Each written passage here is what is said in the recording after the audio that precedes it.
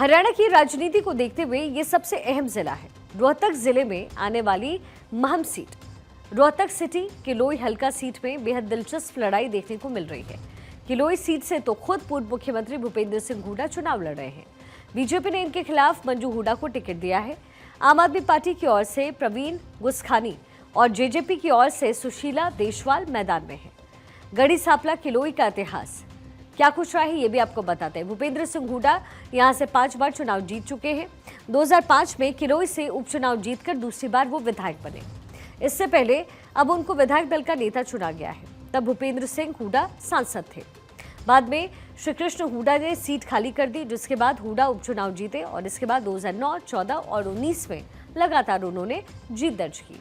वहीं हुड्डा को टक्कर देने वाली बीजेपी की मंजू हुड्डा ने कहा है कि जिला परिषद की चेयरपर्सन के तौर पर वो इस क्षेत्र की समस्याओं को अच्छी तरीके से समझती हैं। उन्होंने ये भी कहा कि बीजेपी नेतृत्व की ओर से उन्हें केवल इतना कहा गया कि वो धरातल पर लोगों के लिए मेहनत करें। अब पार्टी ने उन्हें चुनाव लड़ने की बड़ी जिम्मेदारी दी है। मंजू हुड्डा ने कहा है कि वो गुरुग्राम के एक साधारण परिवार से हैं। पिता प्रदीप यादव डीएसपी रहे हैं। संजू हुड्डा का परिचय भी जरा यहाँ आपको दे देते हैं। मंजू हुड्डा रोहतक जिला परिषद की चेयरपर्सन है। 2 साल पहले ही राजनीति में उन्होंने कदम रखा। निर्दलीय उम्मीदवार के तौर पर चुनाव उन्होंने लड़ा। जिला परिषद के वार्ड नंबर 5 से उन्होंने जीत दर्ज की। सर्वसम्मति से जिला परिषद की चेयरपर्सन चुन ली गई। इसी दौरान मंजू हुड्डा बीजेपी में शामिल भी हुई। बीजेपी ने हाल ही में युवा मोर्चा का प्रदेश उपाध्यक्ष भी उन्हें बनाया है। अब आपको गढ़ी सांपला किलोई के जातीय समीकरण को भी जल्दी से बता देते हैं। गढ़ी सांपला किलोई का समीकरण क्या कहता है? कुल मतदाताओं की जो संख्या है वो 2,05,000 के आसपास है। एससी मतदाता 17%, इसमें ग्रामीण मतदाता 71% और शहरी मतदाता हो गए 29%।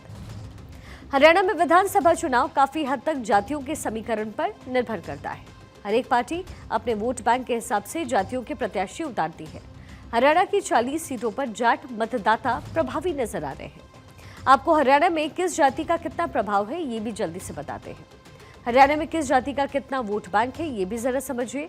जाट 25%, पंजाबी 8%, ब्राह्मण 7.5%, अहीर 5.14%, वैश्य 5%, गुर्जर 3.35%, जाट सिख 4%, राजपूत 3.4%, सैनी 2.9%, कुम्हारों की संख्या 2.7%। इसके साथ ही मेव और मुस्लिम की संख्या है 3.8%, विश्नोई 0.7%, अनुसूचित जातियां हैं 21%, जिनमें वाल्मीकि, धानक, खटीक भी शामिल हैं। अब ग्राफिक से ये साफ है कि हरियाणा में जाट जिस तरफ होंगे उसकी बल्ले बल्ले हो सकती है। लेकिन इस वक्त हरियाणा चुनाव में अलग अलग 2 तस्वीरें बनकर के सामने आ रही है। एक तस्वीर वो है जिसमें कांग्रेस की सरकार बना रही है, मगर ये जल्दबाजी में देखी गई तस्वीर साबित हो सकती है, क्योंकि दूसरी जो तस्वीर है वो साइलेंट वोटर की है, जो कुछ नहीं बोल रही है। वो सिर्फ इतना कह रहे हैं कि हम मतदान वाले दिन ही बताएंगे। साइलेंट वोटर हमेशा से ही गेम चेंजर हमेशा चुनाव में साबित होते हैं, मगर खास बात यहाँ ये है कि साइलेंट वोटर्स ने दोनों खेमों में हलचल पैदा जरूर की है। उधर हरियाणा में कांग्रेस के भीतर मुख्यमंत्री पद के दावेदारों की एक लंबी फहरिस्त है। कई नेता अपनी दावेदारी भी जाहिर कर रहे हैं। सीएम पद को लेकर के जो प्रमुख दावेदार हैं उनमें हुड्डा परिवार से भूपेंद्र हुड्डा, दीपेंद्र हुड्डा, प्रदेश अध्यक्ष उदय भान, वरिष्ठ महासचिव कुमारी शैलजा और रणदीप सुरजेवाला का नाम भी शामिल है। दावेदारों की इन्हीं लिस्ट को देखते हुए कांग्रेस ने मुख्यमंत्री का चेहरा घोषित नहीं किया। हालांकि पार्टी ने अपने 3 फैसलों से सीएम फेज को लेकर के जनता को जरूर संकेत दिए हैं।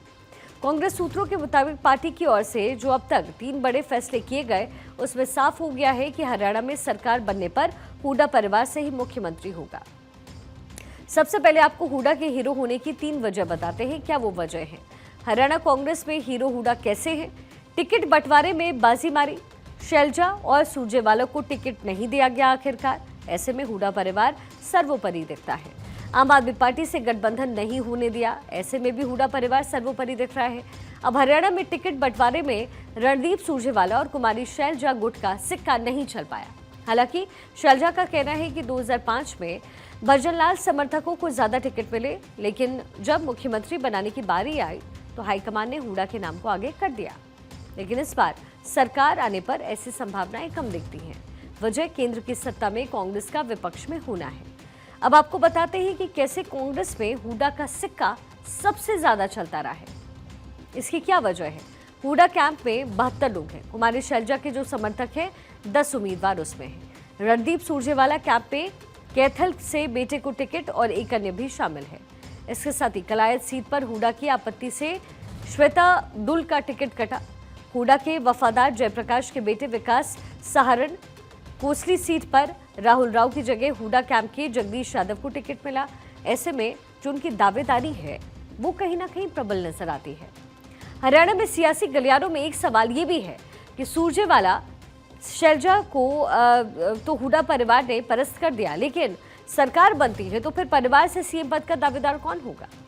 पहली बार भूपेंद्र हुड्डा के साथ उनके बेटे दीपेंद्र हुड्डा भी सीएम के दावेदार हैं। कांग्रेस से जुड़े सूत्रों का कहना यह है कि सब कुछ रिजल्ट पर ही निर्भर करेगा।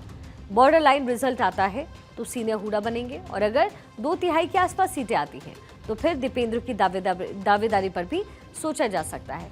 अब आपको बॉर्डर लाइन रिजल्ट के बारे में समझाते हैं। ये बॉर्डर लाइन रिजल्ट होता क्या है ये आपके लिए समझना जरूरी है।